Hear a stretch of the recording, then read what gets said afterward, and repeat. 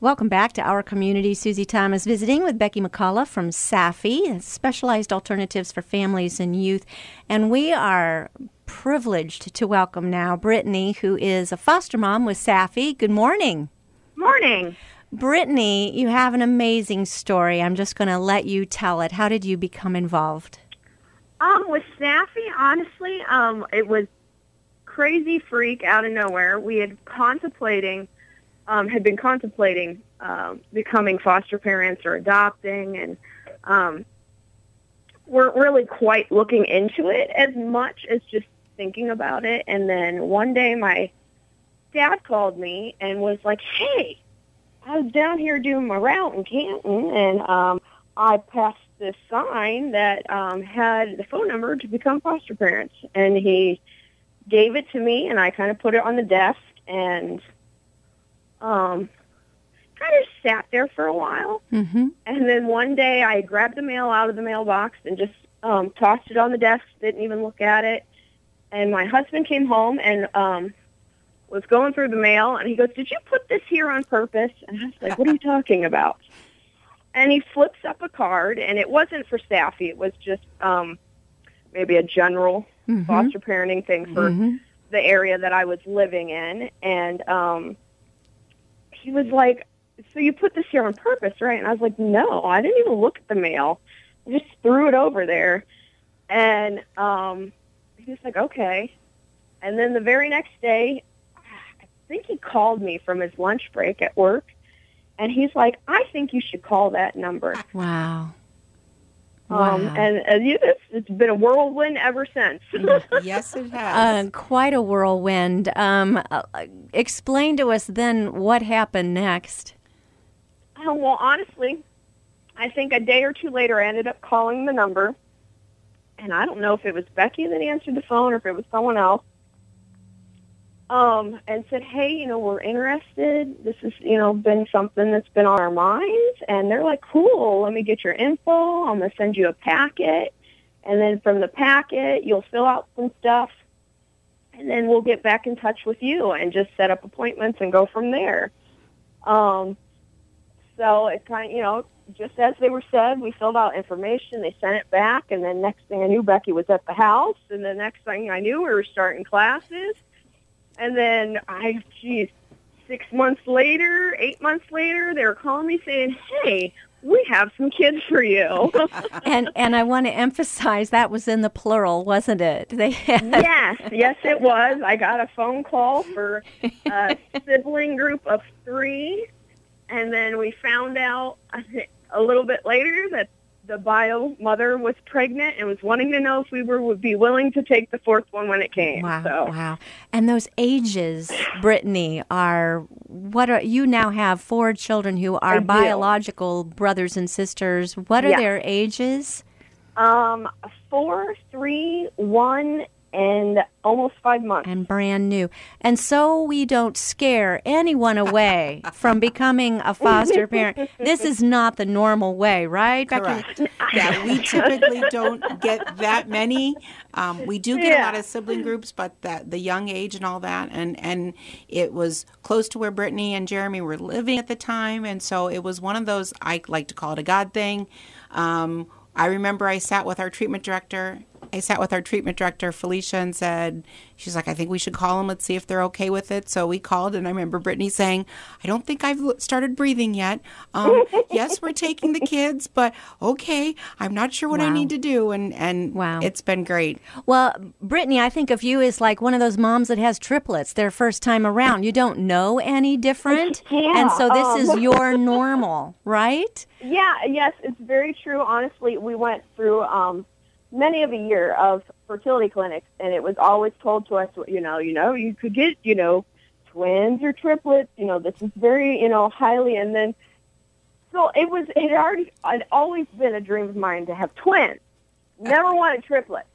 But somehow I got 3 anyway. How about 4? Right, exactly. Well, I at least got a little break before the 4th one came. You got to adjust to 3 before the baby arrived. That's right. Well, you must have some hilariously fun stories because I hear you're doing a phenomenal job. So how long have the kids been with you?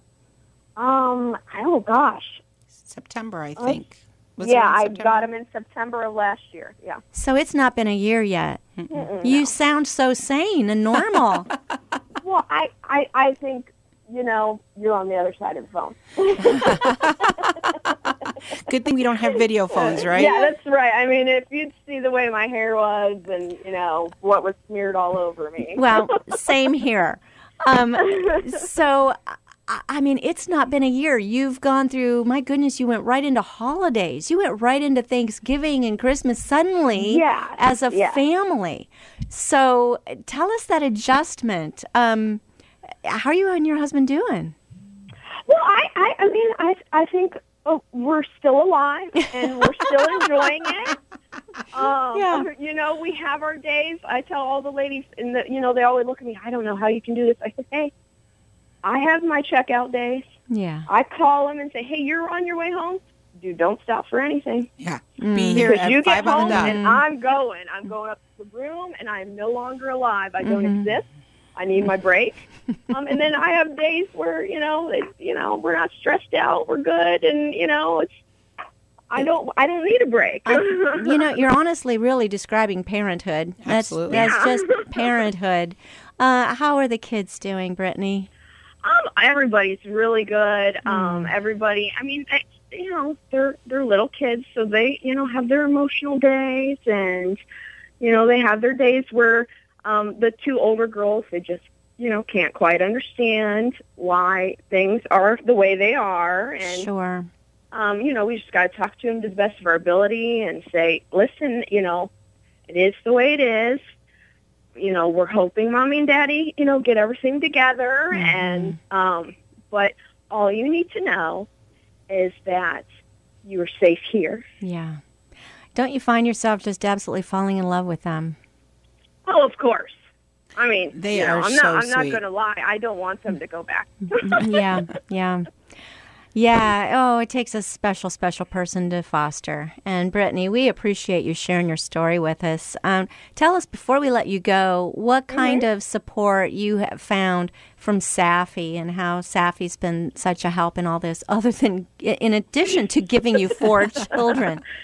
Yeah, honestly, Safi, between either our worker that is assigned to us or when we've had, to call into those emergency, hey, you got to take the kids on the weekend, and everybody's, kind of checked out. We have to call the emergency hotline. Everything's gotten handled real quick.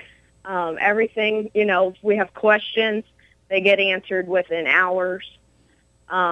So it's never one of those I'm wanting for more information from Safi.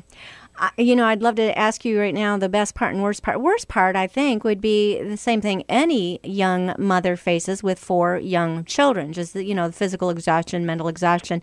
What's been the best part of this experience for you, Brittany? Oh, gosh. All right. Let me think. I guess, I've always been involved with kids, whether worked at daycares or whatnot. Babysitting or nannying or whatever, but to finally be able to have them in the home with me all the time. It must feel like family, huh? For sure. Yep. So they're napping right now? Yes, everybody's down for naps right now. Well, we should let you go and have a little peace time, a There you little go. Brittany time right now while you can. I got 4 kids, so if it's not dishes, it's laundry. Well, yeah, I understand. Well, we appreciate you sharing your story so much. What would you say to somebody considering adoption or fostering like you were not that long ago? It's absolutely, positively worth trying.